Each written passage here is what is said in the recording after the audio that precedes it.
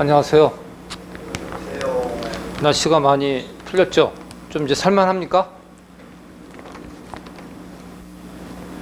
자, 오늘 말씀, 하나님께서 오늘 우리에게 나누라고 하신 말씀은 예수를 주로 시인하고 그 세 번째 시리즈 설교, 하나님의 때라는 제목의 말씀을 가지고 여러분과 함께 나누기를 원합니다. 그럼 오늘 본문 말씀은 예레미야서 15장 16절에서 19절 말씀입니다. 예레미야서 15장 16절에서 19절 말씀입니다. 찾으셨으면 우리 다 같이 큰 소리로 합독합니다. 만군의 하나님 여호와시여, 나는 주의 이름으로 일컬음을 받는 자라. 내가 주의 말씀을 얻어 먹었사오니 주의 말씀은 내게 기쁨과 내 마음의 즐거움이오나 내가 기뻐하는 자의 모임의 가운데 가지 아니하며 즐거워하지도 아니하고 주의 손에 붙들려 홀로 앉았사오니 이는 주께서 분노로 내게 채우셨음이니이다. 나의 고통이 계속하며 성처가 낫지 아니함은 어찌 됨이니까? 주께서는 내게 대하여 물이 말라서 속이는 시내 같으리이까? 여호와께서 이와 같이 말씀하시되 내가 만일 돌아오면 내가 너를 다시 이끌어 내 앞에 세울 것이며 내가 만일 헛된 것을 버리고 귀한 것을 말한다면 너는 나의 입이 될 것이라. 그들은 내게 돌아오려니와 너는 그들에게로 돌아오지 말지니라. 아멘. 자, 오늘 주님께서 주신 말씀, 예레미야가 먼저 하나님께 기도를 합니다. 나는 주의 이름으로 일컬음을 받은 주님의 종 선지자입니다. 주의 말씀을 얻어 먹으니까 왜 이리 주의 말씀이 내게 기쁨을 주시고 즐거움을 주시는지요. 그 말씀 때문에 사람들이 모여서 즐거워하고 흥겨워하는 모임, 파티, 페스티벌에 참여하지 않고 저는 주의 손에 붙들려서 혼자 따로 앉아 있습니다. 왜냐하면 그들을 향한 주님의 분노의 마음이 제 마음을 적셨기 때문입니다. 따라서 그들과 함께 할 수가 없습니다. 그런데 이들과 함께 하지 못하니 외로움뿐만 아니라 따돌림뿐만 아니라 고통이 계속해서 저를 힘들게 하는 것은 왜입니까?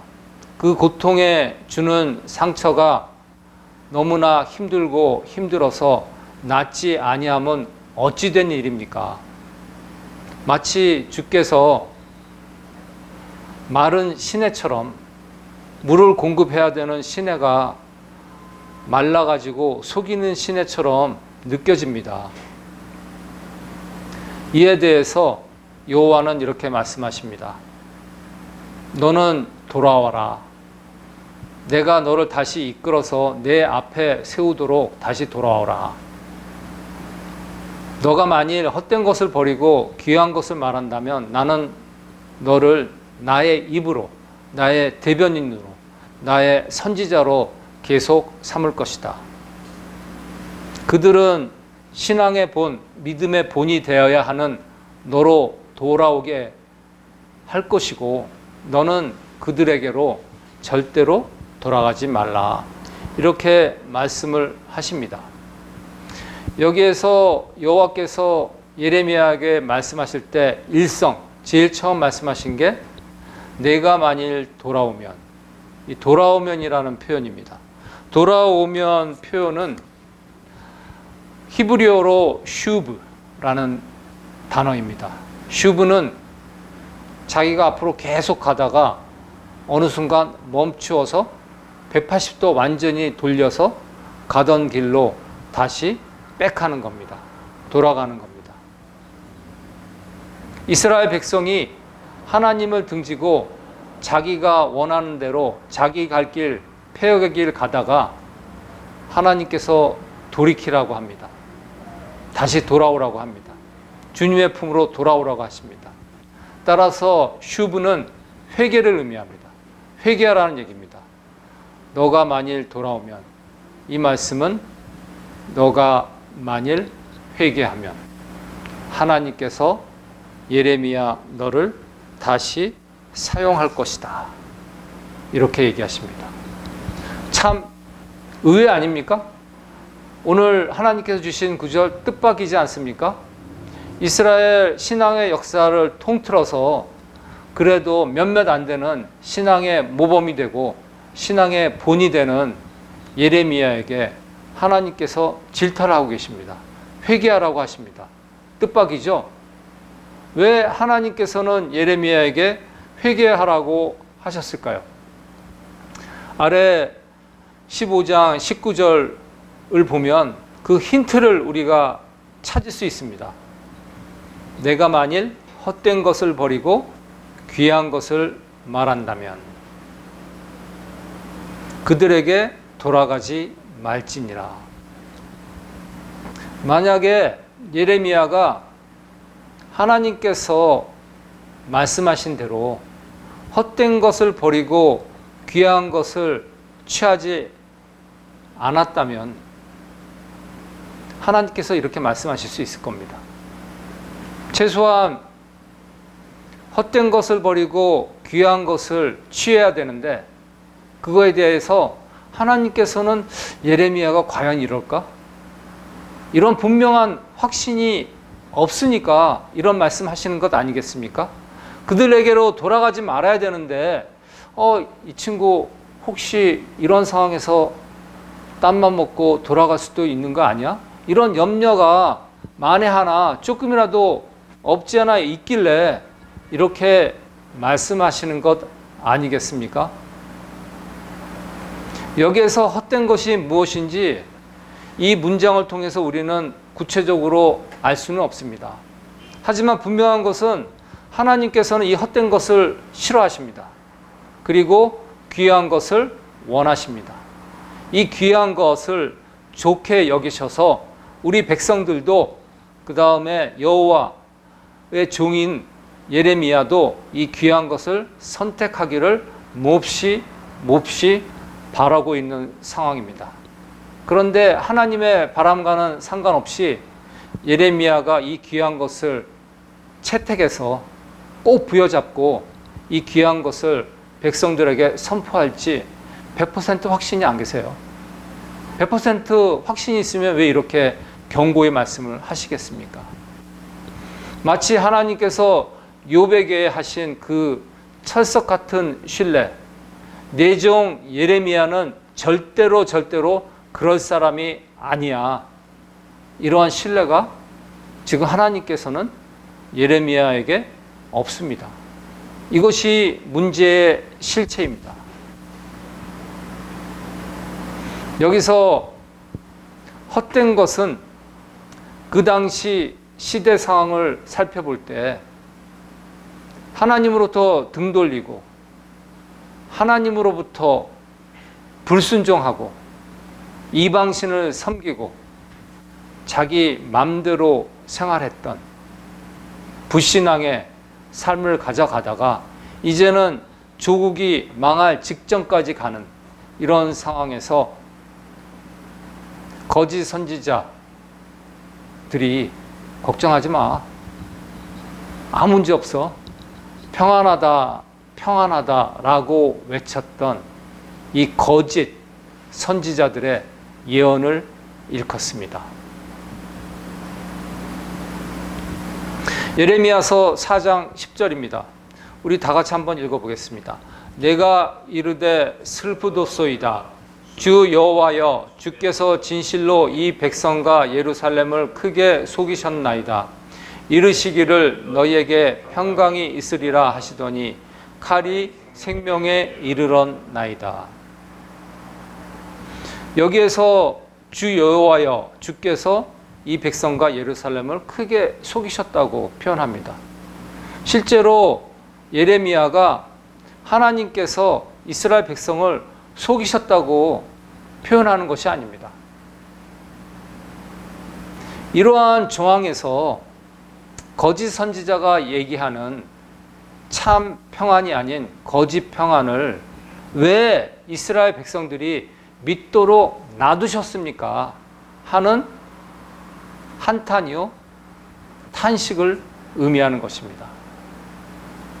이 암담한 상황에서 예레미야도 이 거짓 평안의 말씀에 귀가 솔깃했는지 모릅니다.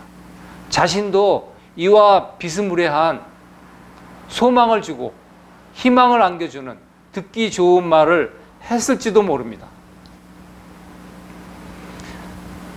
그게 아니더라도 최소한 이러한 거짓 평안을 선포했던 거짓 선지자들과 지금 함께 있습니다.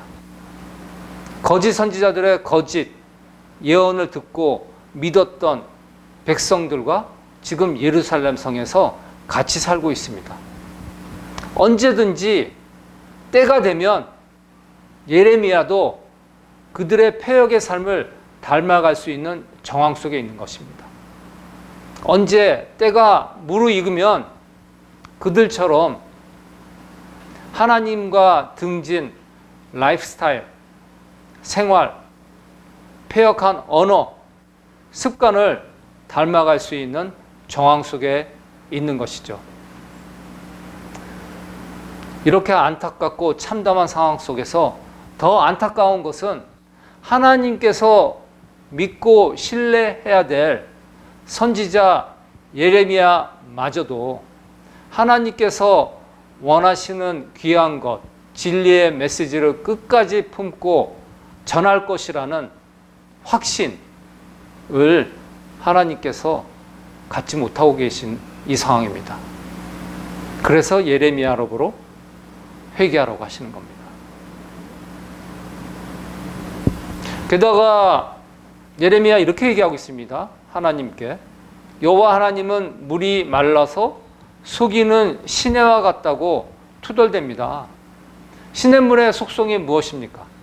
물이 졸졸졸졸 흘러서 목마른 나그네의 목을 축여주는 기능 아닙니까? 근데 시내에 물이 말랐어요. 더 이상 목마른 입에 갈증을 해소할 수 있는 물을 공급하지 못해요.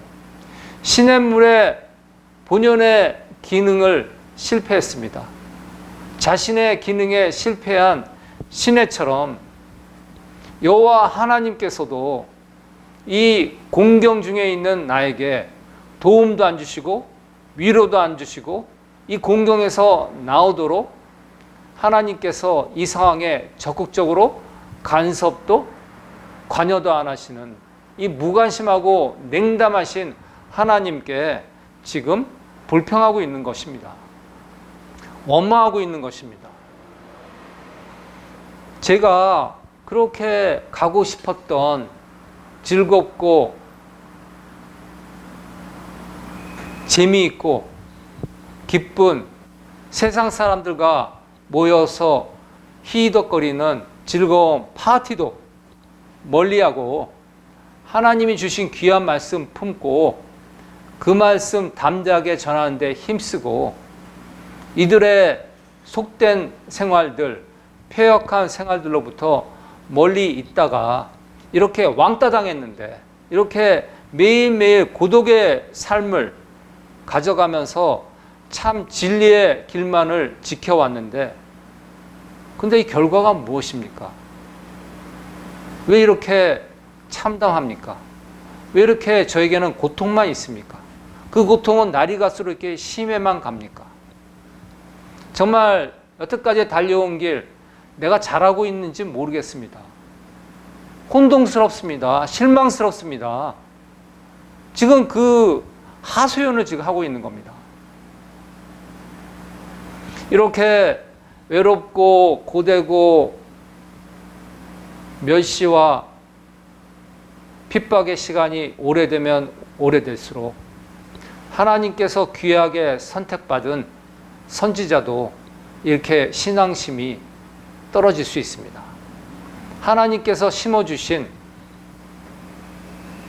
하나님의 사명, 소명의식이 날이 갈수록 조금씩 조금씩 희미해지게 될 수 있습니다. 그러다가 세상 사람들의 생각과 세상 사람들의 부질없는 말과 헛된 말을 닮아갈 가능성이 점점 높아만 갑니다. 불평하고 원망하고 신세를 한탄하고 자학하고 자조하고 이런 헛된 말이 나올 수 있는 개연성이 점점 높아만 갑니다. 자신이 인도해야 될 백성들이 그 백성들처럼 근거 없는 막연한 희망의 말, 평온을 주는 말에 자신도 귀가 열리고 솔깃해질 수 있는 것입니다. 이때 이것에 대해서 하나님께서는 경고하고 계시는 겁니다. 경계하라고 하나님께서 이렇게 말씀하시는 것입니다. 헛된 것을 버리고 귀한 것을 말하라. 그들에게로 절대로 돌아가지 말지니라. 이 구절을 읽으면 다른 구약의 구절 하나가 강력하게 연상됩니다. 모세가 죽고 자신이 평생 동안 따랐던 영적 멘토가 죽고 엉덥결에 그 말 많고 따따붙다 대들기 잘하는 이스라엘 백성들을 지도하는 지도자의 위치에 갑자기 서게 된 젊고 경험 없는 유약한 여호수아가 생각납니다. 그 여호수아 앞에서 하나님께서는 뭐라고 말씀하십니까? 내가 어디서부터 무슨 일부터 해야 될지 모르고 갈팡질팡 갈 길을 몰라 방황하고 두려워하는 여호수아 앞에서 하나님께서 뭐라고 하십니까? 강하고 담대하라. 두려워 말라. 놀라지 말라. 너가 어디를 가든지 내가 너와 함께 하느니라. 이렇게 의지를 심어주시고 지원을 해주시고 함께 하신다는 확신을 심어주지 않으셨습니까? 이와 마찬가지로 예레미야 앞에서도 하나님께서는 너 절대 패역한 이스라엘 근처도 가지 마라. 그리고 상황 보고 낙심하지 말고 환경 속에서 역사하시는 나를 봐라. 나만 보고 내가 주는 말씀만 붙들어라. 이렇게 강력한 권고의 말씀을 하고 계시는 겁니다.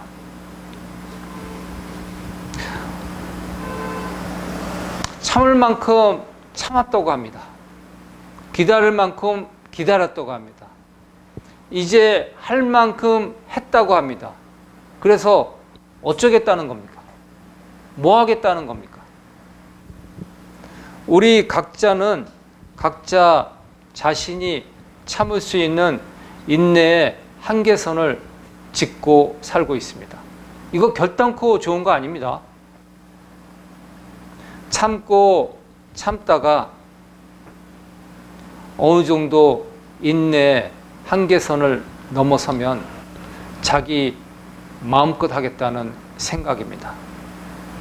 하나님 중심적인 생각이 아니라 자기 본의, 자기 중심적인 생각에서 나온 표현입니다.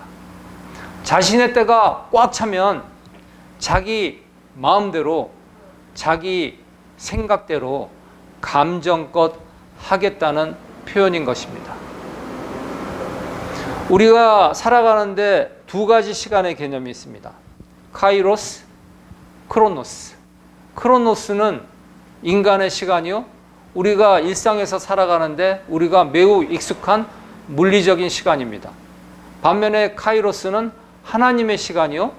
영적인 시간입니다.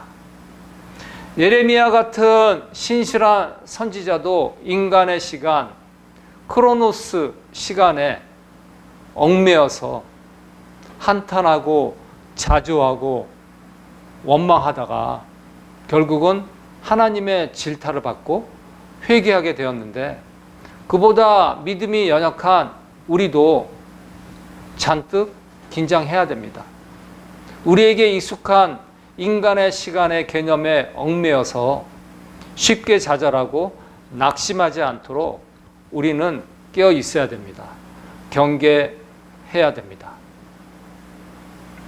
그런데 우리가 살다 보면 이러한 크로노스적 접근이 너무 많아요.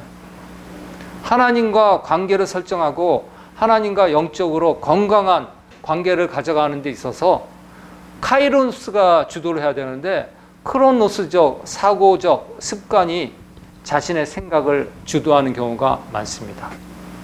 언제까지 뭐 해야 되니까, 언제까지 이사 가야 되니까, 언제까지 결정되니까, 언제까지 뭐 해주세요. 이렇게 데드라인을 정해놓고 하나님을 협박하는, 하나님과 딜을 하는 것을 기도의 형식으로 하는 경우가 많습니다. 물론 이렇게 데드라인을 정해놓고 하는 기도가 모두 나쁜 건 아닙니다. 정말 시간에 주는 한계가 너무 급박하고 중요해서 할 수 없이 이때까지 안 되면 안 됩니다. 큰일 납니다. 이렇게 기도할 수 있어요. 그렇지만 대부분의 경우 인본적이고 인간의 의지가 담겨 있기 때문에 우리는 이러한 기도 경계해야 됩니다. 거기에다가 덧붙여서 정해진 시간까지 무엇을 안 해주시면 뭐뭐 하겠어요. 교회 그만 다니겠어요. 주님께서 주신 직분 내려놓겠어요. 이렇게 협박조에 기도하는 사람도 있어요. 어떨 때는 이러한 것 언제까지 들어주시고 이루어지시면 제가 뭐뭐 하겠습니다. 11조를 감사 헌금을 얼마 하겠습니다. 앞으로 더욱 열심히 주님의 일에 봉사하고 헌신하겠습니다. 이렇듯이 하나님께 인센티브를 제공하면서 기도하는 경우도 없지 않아 있습니다. 우리에게 아무리 귀하고 소중한 마음의 소원이 있어도 그것을 막으시는 분도, 그것을 이루게 하시는 분도, 그리고 그것이 이루어지되 언제까지 이루어질지 그 시점을 정하시는 분도 하나님이십니다. 우리가 뜻을 정하고 구체적으로 계획을 세우고 뭐가 언제까지 이루어져야 되기 때문에 하나님께서는 그것을 언제까지 행해 주십시오. 마치 램프의 요정 지니를 불러서 지니에게 명령하듯이 우리가 기도를 한다면 이 얼마나 슬프고 아픈 정황입니까? 참으로 어리석기 그지없는 인간 중심의 인본주의가 꽉 찬 하나님께 드린다는 기도의 형식이 하나님께서 참으로 들을 수 없는 형식의 기도가 되는 것입니다. 우리가 잘 알고 있는 다윗에게는 그의 반평생 끝까지 따라다녔던 세 가지가 있었습니다. 그 첫 번째는 광야같이 춥고 배고프고 아프고 모진 고난의 환경입니다. 두 번째는 그를 죽이려고 끝까지 추격하고 따라오는 절대 권력, 왕권의 세력입니다. 세 번째는 이러한 절망적인 형국에서 아무리 용을 써도 빠져나올 수 없는 자신의 무기력함입니다. 이 세 가지 조건이 반평생 자신을 눈동자처럼 따라다니는 이러한 상황에서 다윗은 인간의 시간적 개념, 크로노스적으로 자신을 감싸고 있는 환경을 절대 보지 않았습니다. 아마 그랬다면 쉽게 포기하고 쉽게 낙심하고 쉽게 불평하고 쉽게 주변에 있는 사람들 미워하고 그리고 파멸의 나락으로 떨어졌을 것입니다. 그를 이 위경 속에서 지킨 것은 하나님만 바라는 그의 신실한 믿음입니다. 하나님의 시간, 카이로스를 붙드는 그의 믿음이었습니다. 그 카이로스에 대한 믿음의 확신이 있었습니다. 모든 구원과 하나님의 도움은 어디서 나오는가? 하나님께서 우리에게 주시며 그 구원의 때는 내 눈앞에 확실히 펼쳐질 때는 언젠가는 반드시 이루어질 것이다.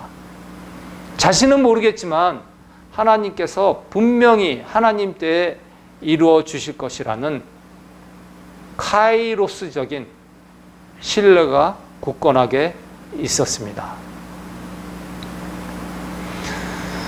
그렇기 때문에 자신을 죽이려고 집요하게 달라붙은 사울의 세력, 자신의 연약하고 힘 하나 쓸 수 없는 그 약함에 마음을 빼앗기지 않고 눈에 보이지 않는 하나님의 도우심만 붙든 것입니다.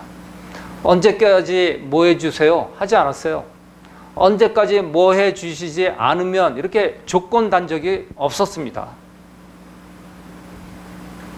시편 62편 3절에서 7절 우리 다 같이 읽어보겠습니다. 넘어지는 담과 흔들리는 울타리같이 사람을 죽이려고 너희가 일제히 공격하기를 언제까지 하려느냐.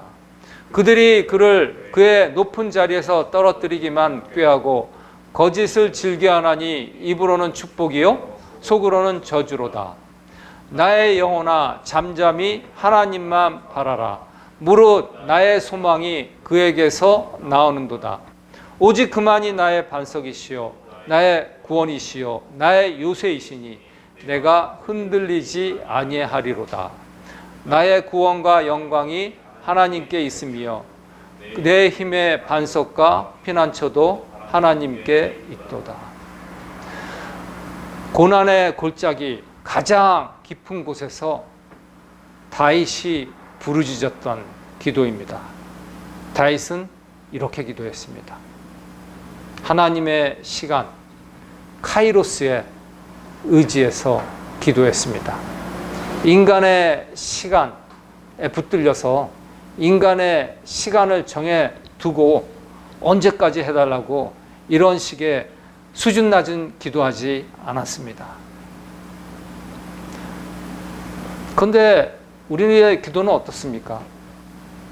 우리가 오랫동안 소원했던 그 묵은 기도들, 그 소원한 기도, 기도한 지 얼마나 오래되었던가? 1년이 되었던가, 2년이 되었던가, 5년이 됐던가? 해를 세보지 않습니까? 그리고 달라지지 않은 현실, 이 묵은 기도에 대해서 응답하시지 않는 하나님의 묵묵부답 앞에서 좌절하잖아요. 실망하잖아요. 이렇게 카이로스적으로 접근하면 실망합니다. 쉽게 좌절하고 낙심합니다. 우리는 제일 먼저 이 믿음이 있어야 돼요. 내게 밀어닥친 어떠한 고난도 하나님께서 허락하시지 않은 환경은 없다. 아무리 모질고 견디기 힘든 고난이라도 내게 필요하시기 때문에 지금 이 순간 하나님께서 내게 허락하신 것이다. 이 고난의 터널을 통과하면서 이 고난의 터널을 지나가면서 내 믿음이 더욱 견고해지고 내 신앙이 더욱 성숙해지고 하나님을 향한 나의 사랑이 더욱 깊어지기를 원하시기 때문에 이 고난을 허락하시는 것입니다. 이 믿음이 있으면 우리가 아무리 힘든 고난의 골짜기, 아무리 힘겨운 고난의 터널을 건널지라도 우리는 쉽게 좌절하지 않습니다. 넘어지지 않습니다. 오히려 나를 더욱 크게 사용하시려는, 내게 더욱 좋은 것을 주시려는 신실하신 하나님을 바라보고 감사의 신앙으로 극복하고 자신을 지키면서 고난의 이 시간 충분히 인내하고 벗어나게 해달라고, 벗어날 수 있는 믿음 달라고 하나님을 적극적으로 의지하게 됩니다. 로마서 5장 3절에서 5절 말씀입니다. 제가 읽어드리겠습니다. 우리가 환난 중에서 즐거워하나니 이는 환난은 인내를, 인내는 연단을, 연단은 소망을 낳을 줄을 알미로다. 소망이 우리를 부끄럽게 하지 아니함은 우리에게 주신 성령으로 말미암아 하나님의 사랑이 우리 마음에 부은 바 됨이니. 어떻게 환난이 즐겁습니까? 내게 밀어닥친 고난의 시간이 어찌 즐거울 수 있습니까? 여기에 비밀이 있는 거예요. 이 고난 뒤에 숨어 있는 하나님의 뜻을 우리가 안다면 기뻐할 수밖에 없어요. 우리는 영적으로 해석하고 하나님의 카이로스, 시간적인 개념에서 해석할 수 있는 분별력이 있어야 됩니다.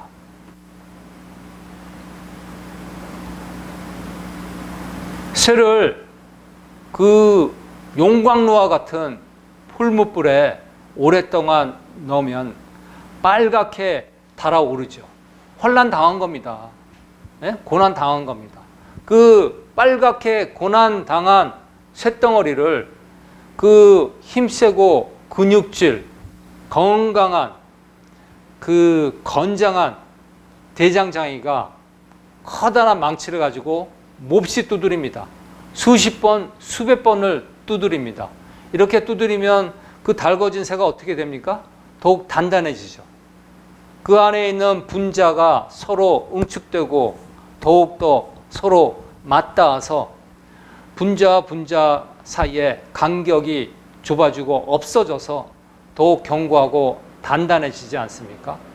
마찬가지로 우리에게 닥친 고난과 역경과 환난을 통해서 우리가 얻어맞고 두들김 당함으로 말미암아 우리의 영적 체질이 더욱더 단단해지고 더욱더 단련이 되는 것입니다. 여기서 환난은 인내를, 인내는 연단을 할 때 연단이라는 우리나라 표현을 헬라어 원본에서는 도키메라고 표현합니다. 도키메는 시험이란 뜻입니다. 우리 테스트 보죠? 시험 치르죠? 시험을 치르다는 뜻이에요. 시험을 치러서 시험을 통해서 인정받은 영적인 자질을 바로 연단이라고 합니다. 도키메라고 합니다. 이렇게 시험, 환난 통해서 얻어맞고 두드려 맞고 강건해지고 단단해진 우리 영적 자질이 하나님께 인정받을 때 그때 우리 안에 있는 소망이 더욱더 견고해지는 것입니다. 내게 없던 소망이 갑자기 생기는 게 아니에요. 오래전부터 하나님께서 품게 하신 소망이 이 영적 자질이 단련이 안 돼가지고 소망은 주셨으되 그 소망이 나한테 견고한 확신으로 자리 잡지 못했는데 이제 영적인 자질이 단단해지니까 그 소망이 견고해진 거예요. 확고해진 거예요. 이제 확신이 된 거예요. 그래서 내 것이 된 겁니다. 그 단단해지고 단련된 연단이 소망을 낳게 되는 것입니다. 두 번째, 우리가 품어야 될 믿음은 하나님께서는 우리가 행복하기를 몹시도 간절히 원하십니다. 단지 우리에게 보응하시고 벌 주시고 징계하시고 연단만 주시는 하나님이 아니에요. 우리가 참으로 중요한 인생의 참 행복을 누리는 것을 원하시기에 참 축복을 주시기를 원하시기에 이러한 보응이나 징계나 우리가 몹시도 소망하는 소망의 기도 앞에서 묵묵부답이라는 무응답이라는 것을 사용하셔서 하나님께서는 그 좋은 것을 좋은 때에 주시기를 원하십니다. 우리에게 꼭 필요한 것, 정말 좋은 것 아무 때나 주시는 분이 아니에요. 가장 좋은 것을 가장 좋은 때에 주시는 분이 바로 우리 하나님이십니다. 우리 현대사회에서 돈 얼마나 좋습니까? 돈이 얼마나 요긴합니까? 쓸 데 많고 쓸모 있고 모든 사람이 갖기를 원하잖아요. 근데 이 좋은 돈이 내게 허락된 시점이 좋지 않으면 큰일 납니다. 그 사람 쉽게 망가집니다. 충분한 영적인 성숙, 인격적인 성숙을 갖추지 못했는데 충분히 사물을 바라보는 분별력, 금융 지식, 지혜, 인생의 경험이 갖춰지지 않은 채 막대한 양의 부가 떨어졌을 때 망가진 사람 많이 봤잖아요. 파멸의 나락으로 떨어진 사람들 많이 봤잖아요. 하나님께서는 좋은 것, 우리에게 필요한 것 언제나 원하는 대로 원하는 때에 주시는 분이 아니십니다. 하나님의 때의 속성이 바로 이런 겁니다. 우리가 원하는 때에 주시다가 혹시 우리가 망가질까 봐, 혹시 우리가 다칠까 봐 노심초사하시는 분이 하나님이십니다. 그리고 그 좋은 거 주시기를 잠시 유보하고 계신 것입니다. 시험을 통해서 우리의 영적 자질이 하나님께서 인정하시는 영적 자질로 인정받았을 때, 아, 이제 이거 줘도 되겠다라고 하나님께서 확신 가지실 때, 그때까지 기다리십니다. 물론 하나님과 하나님의 뜻과 배치되는 것 구하는 것은 하나님께서 응답 안 하시겠지만 말이죠. 지금 각자께서 기도하신 기도의 제목이 있습니까? 아직도 하나님의 응답받지 못한 기도가 있죠. 수개월 기다리고 기다렸는데 1년이 됐는데 2년이 됐는데 10년이 됐는데 아직도 응답 못 받는 묵은 기도가 있죠. 이렇게 묵은 기도가 전혀 이루어지지 않고 내 눈앞의 현실은 전혀 달라진 바가 없어도 항상 내게 가장 좋은 것을 예비하고 계신, 가장 좋은 때에 주시려고 기다리고 계신 하나님의 그 신실하심에 의지하고 그 신실하심에 신뢰가 떨어져서는 안 됩니다.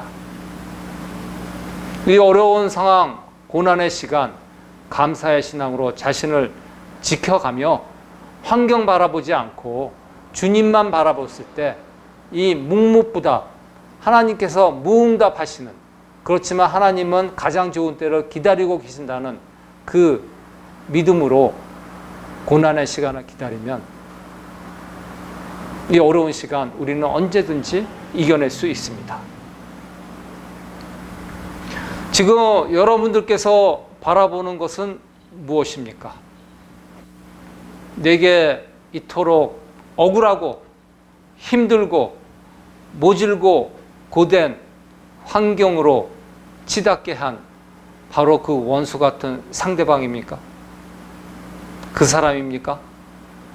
아니면 이렇게 탄식이 희뿌연 한식에 한탄에 희뿌연 연기가 나오게끔 하는 정황입니까?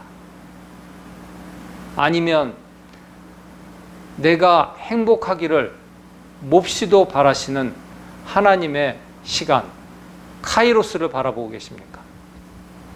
내게 가장 좋은 것을 가장 좋은 때에 주시기를 원하시는 하나님의 얼굴을 구하고 계십니까? 우리 다 같이 눈을 감습니다. 오늘 또 하나님께서 우리에게 주신 말씀을 새기면서 그 말씀이 우리들 마음 깊숙하게 내려앉아서 각인되기를 원합니다. 그래서 그 말씀이 저희들의 영적인 자질이 되고 연단이 되어서 이미 주님께서 심어주신 소망을 견고하게 확고히 붙드는 우리 심령이 되게 해달라고 우리 다 같이 합심해서 기도하겠습니다.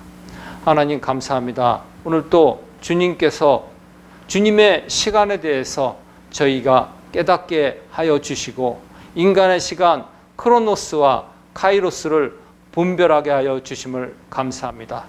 우리 눈에 보이는 것, 육적인 것, 물리적이고 물질적인 것에 너무나 익숙한 육체의 삶 속에서 주님께서 주시는 신령한 복, 눈에 보이지 않는 영적인 복을 바라보는 신앙이 되게 하여 주시옵소서.